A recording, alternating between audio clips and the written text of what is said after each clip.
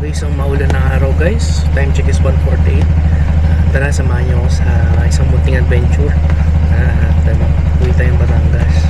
Let's go. Okay, as usual, papagas tayo. Pa-full tank na natin. Grabe, nagkukulong ang kidlatan pa. Kasi ito, let's go. Okay guys, as you can see, kakaunti yung mga kasama natin, lalo yung mga motor. So, ito yung mga perfect na condition na gusto ko mag-drive.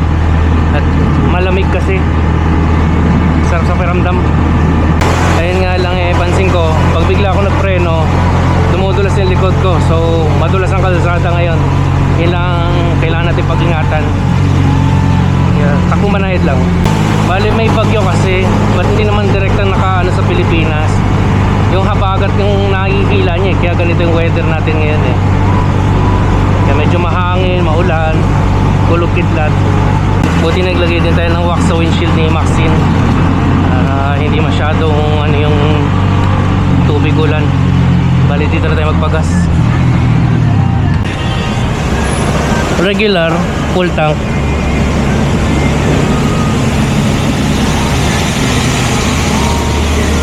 Bali pahangin natin tayo ng gulong. Kasi sabi nga ni Mac, pag hindi daw nahanginan ng gulong na ayos, may tendency nga gumewang ito si Maxine pag nagpreno.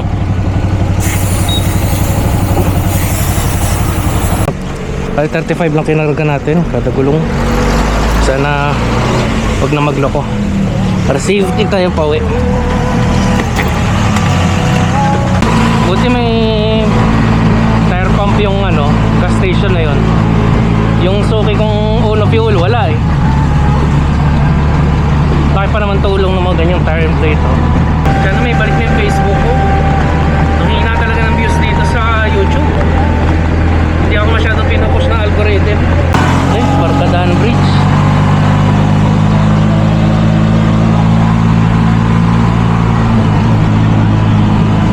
Going to C6 na tayo. Malubak na kalsada. Nakakanis sa Highway 2000 itong mga ginagawang manhole ng Maynila. Imagine mo haba nung summer, tas ngayong tag-ulan sila sigla ng paggawa. Only in the Philippines. Tuloy wala tayong option na maiwasan yung sama ng kalsada sa gitna. Kaya usually kasi pag wala pa yung ginagawang yan, sa gilid ako tumatakbo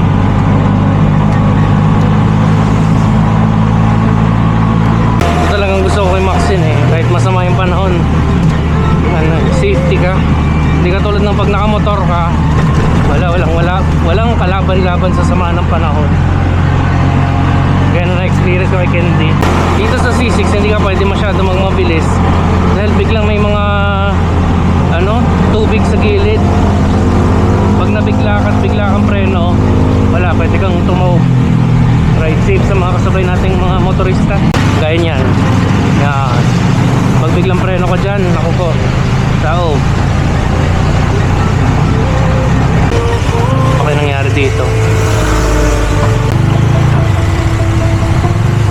Baka kasi dito.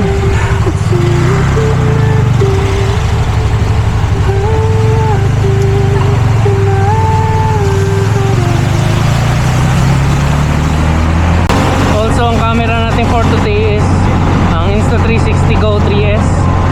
So almost 1 month ko na siyang gamit. Tagal ko na din tinetesting. Tingnan natin kung kamusta siya ngayon. Ganito situation. Okay siya gamitin. Laking improvement kumpara sa previous kong Go 3. Mas mabilis ang response ng kanyang quick capture. Mas maganda rin ang features. Hingalo siya sa low light. Weakness talaga niya. Kaso ang ganda ng kanyang mga mga filters. Tapos yung free frame, ang lapad 4:3 aspect ratio yung kuha niya. So pwede mo siyang i-crop for YouTube or for mga Instagram. Ayos. Audio, pagdating sa mic, laking improvement niya kumpara sa Osmo Action 2 ko. Ang linaw ng mic nito, promise. 15 second burst lang tayo. Kada clip para tipid. Between Osmo Action 2 or itong si Go 3, mas gagamitin ko ba si Osmo Action 2?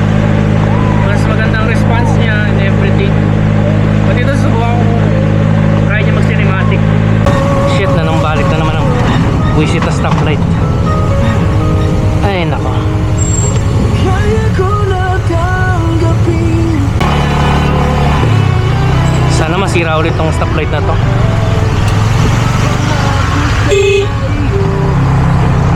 Tangang nagbubusis yata tong hayop na to. Mirage na naman. Dilim sa lugar na to as usual, at ang daming butas-butas. Yeah.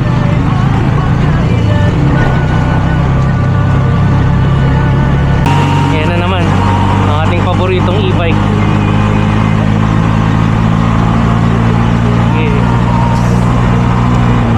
Buti na talaga napahangin na natin ang gulong nito. Nag-iba-iba yung behavior pag biglang preno. Kaya salamat sa tip ni Macreus. Baka Macreus yan. Sukat na tayo. Interchange.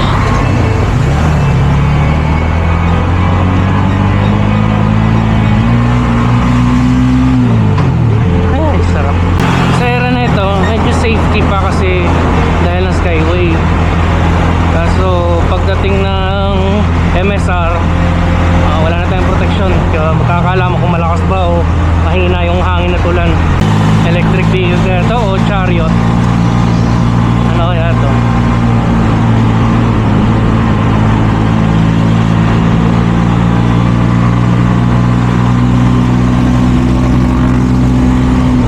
MSR na tayo. Medyo malakas ang hangin. Ramdam mo nasasalimpad itong si Maxine pag may bugso ng hangin. Ito kinakainisan ko kung masasakyan na hindi mo kita. Yan, gaya niya sa unahan ko, may truck palang malaki.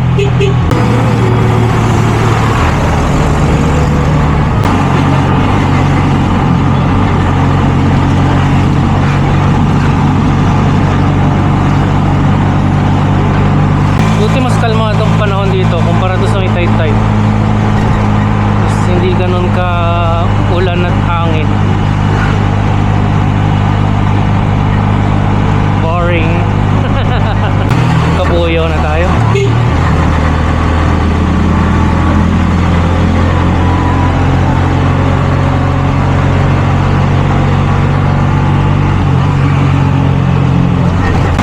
Time check is 3 AM.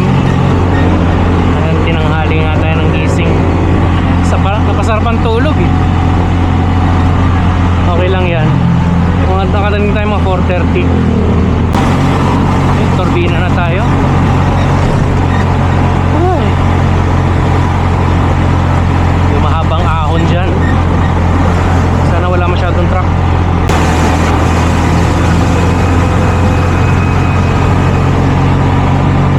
Yes, nalampasan na din natin ang isang malaking mabagal. Balik pa ako na tayo dito. Pero kasi dito pag walang buwelo Gapang. Ayan, gapang na. Walang tayo sa buwelo So, umuulan na dito. Umuulan.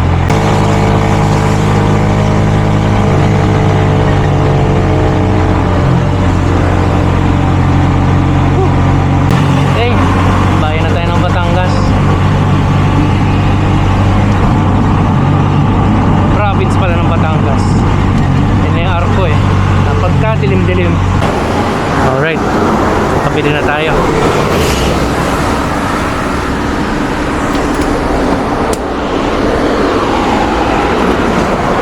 Mamaya natin kainin sa bypass. Pag nakamotor ka, damang-damang mo yung tilamsik ng gulong ng mga truck. Dito kay Maxine, baliwala. Hindi mo ramdam. Kaya ayos dito.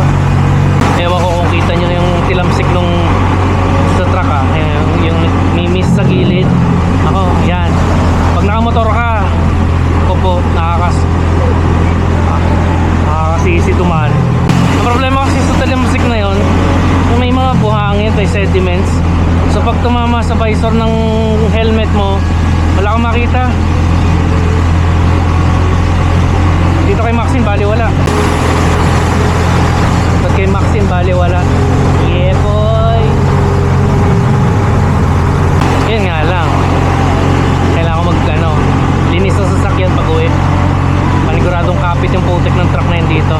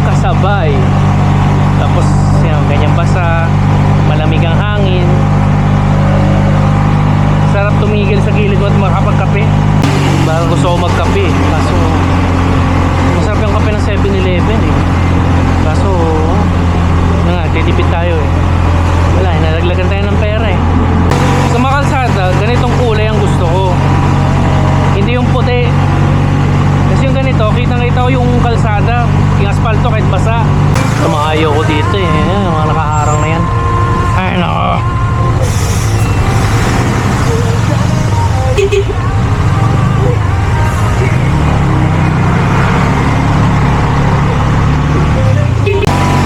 Next week gusto ko sana mag-commute eh. Kaso, kukuha pa ako ng manok. I need chickens. Kaya, si Maxine Red gagamitin natin next week. Bale, nandito tayo sa munisipyo ng Lipa. Papasok na ng Lipa. Totoo, inaantok na ako eh. Ginadaan ko na sa kanta. Hindi ako tukin. Sampol ng kamote. Walang helmet. Machinelas. Nagmamotor na ganitong panahon. Mas masama lang talaga weather para dito sa south.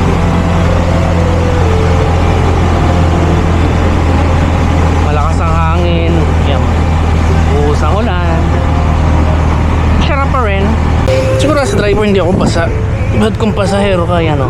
Medyo basa talaga. Sa gitna eh. Ano, okay na okay. Hanep, nagpapag dito. Mataas kasi ito eh, itong lugar na to.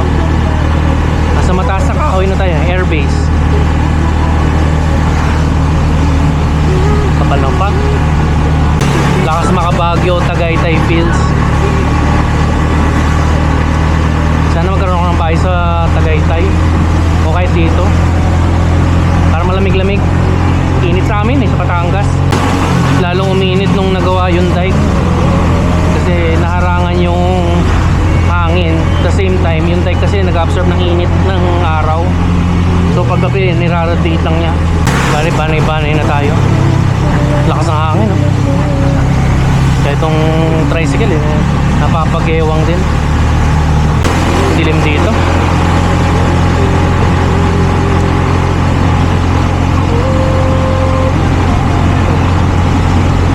Lakas pa ng hangin. Namang gumigewang si Maxine eh. Ito pa naman yung paborito kong spot na humataw. But dahil sa ganitong panahon, eh, takbong chubby lang tayo. Ayan, lakas ng hangin. Yan ang problema pag solar eh. Pag maulap, hindi na siya doon nag-charge itong mga ilaw dito kaya ang dilim. Scary sa iba. Ako hindi matakot sa multo. Buksan natin ang high beam. High low. Ding ding ding ding. Summer in Kalansayan na tayo.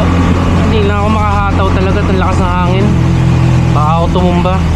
So mga takbo lang natin is around 50 kph lang.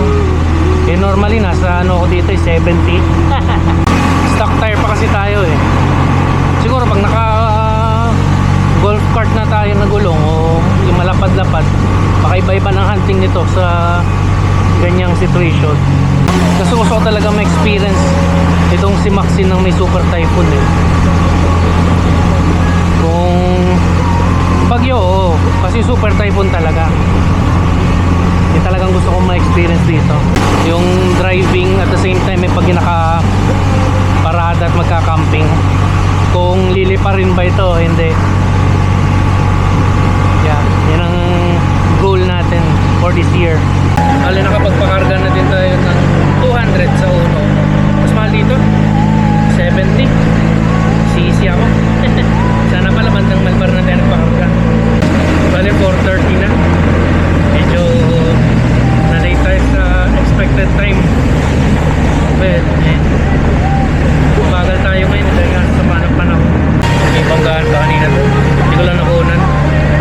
Bale, hindi ko lang bumangga sila sa truck. Bale, sasakay natin isang motor. Sana okay lang sila. Bale, Batangas City na tayo. Bunti na lang. Siguro mga 5 kilometers na lang. Sa bahay na tayo. Buti na lang eh, safety tayo sa biyahe. Nga lang may mga ilang accidents tayo nadaanan. So dito natin tapusin ang munting adventure. So thank you for tuning in. Please like and subscribe also. It helps my channel